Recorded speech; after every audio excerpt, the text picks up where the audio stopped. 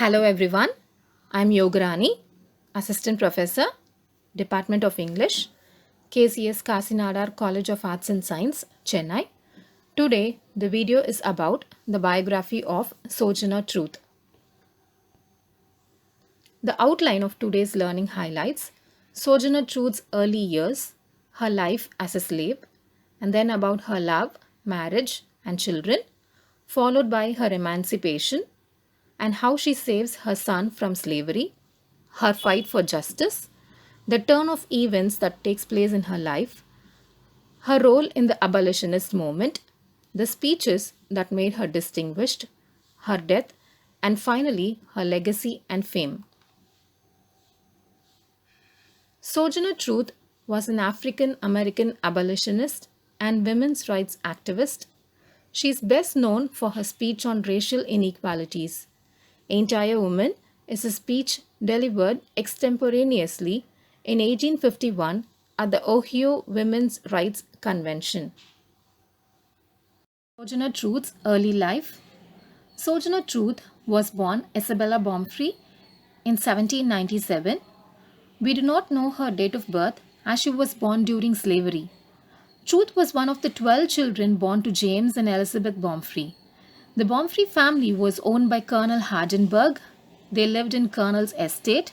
Sojourner spoke Dutch as the place was under Dutch control. After the Colonel's death, his son Charles became their master.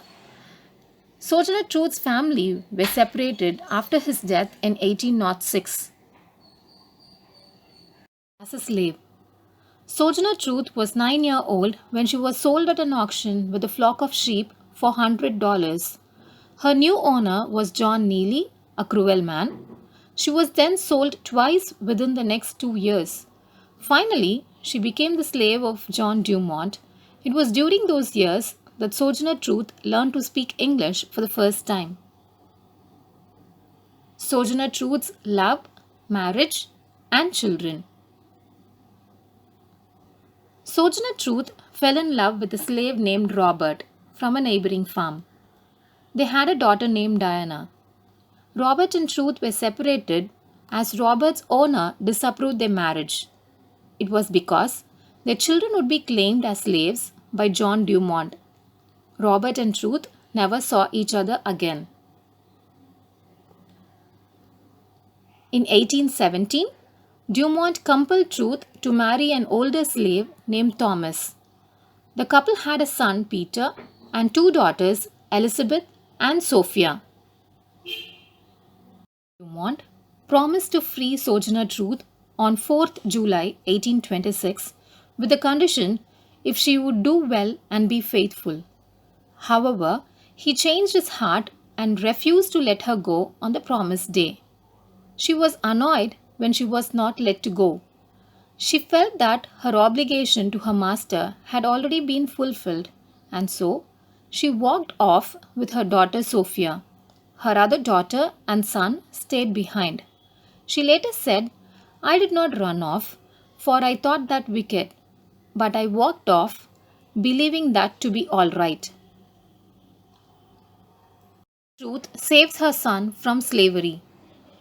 After Sojourner Truth's claim for her freedom, John Dumont tried to sell her son Peter illegally to a man in Alabama. She took the case to court and finally brought Peter from the South. The case was one of the first in which a black woman successfully challenged a white man in a United States court. Truth's hard times did not end even after her freedom from slavery. She worked as a housekeeper for Christian evangelist Elijah Pearson for 3 years. She then moved to work as a housekeeper for the preacher Robert Matthews. When Elijah Pearson died, Robert Matthews was accused of poisoning Pearson in order to benefit from his personal fortune. The Folgers, a couple who were members of his church, attempted to bring in Sojourner Truth in the crime. Matthews was later acquitted in the absence of adequate evidence. In 1835, Sojourner Truth brought a slander suit against the Folgers and won. She therefore sought legal help as a means to fight for justice. After Sojourner Truth's successful rescue of her son Peter from slavery, they stayed together until 1839. At that time, Peter took a job on a ship. Truth received three letters from her son between 1840 and 1841. When the ship returned to the port in 1842, Peter was not on board. Truth never heard from her son again. She thus lost track of her son. On 1st June 1843, Isabella Baumfree changed her name to Sojourner Truth. She felt that she was called by God to travel around the nation and preach the truth of His word.